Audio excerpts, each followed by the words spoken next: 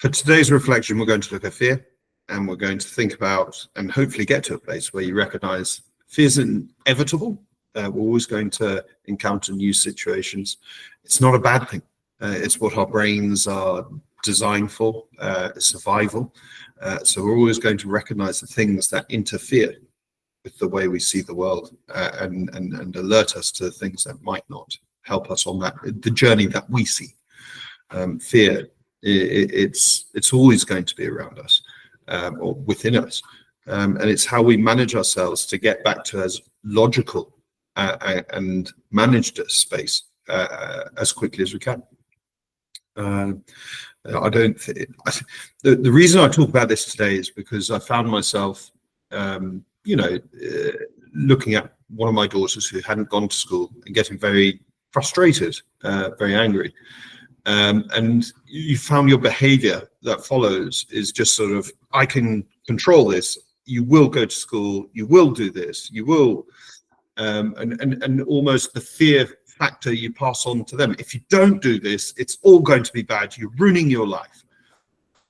But actually, what's needed is the logical conversation, because when you're interacting with people, you're always interacting with other brains, and if they just hear noise and no logic, it fails to make any sense to them. So you're just a noise that seems elevated, and you might say scary things and pass on the fear to them, and then they're not acting logically or controlled or making the most of things.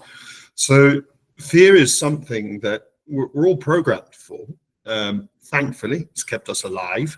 And we will always be feeling it, but it's how quickly can you pull back and start thinking, well, okay, what's important here? So kid not going to school, if they learn to work with systems, they'll have a much better life in front of them. If they learn to take the most out of all the classes they're in, then they'll only have a more enriched life.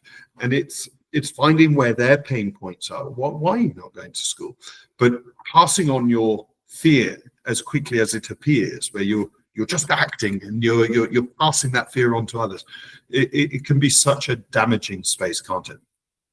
So hopefully what you understand is fear is not a bad thing. It's programmed into us. It's good. It's just how we manage that. And what we always talk about, step back, step up, step back in.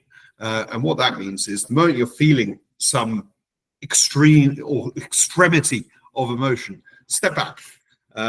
Start thinking about why is it important that you're feeling this? What's the underlying fear?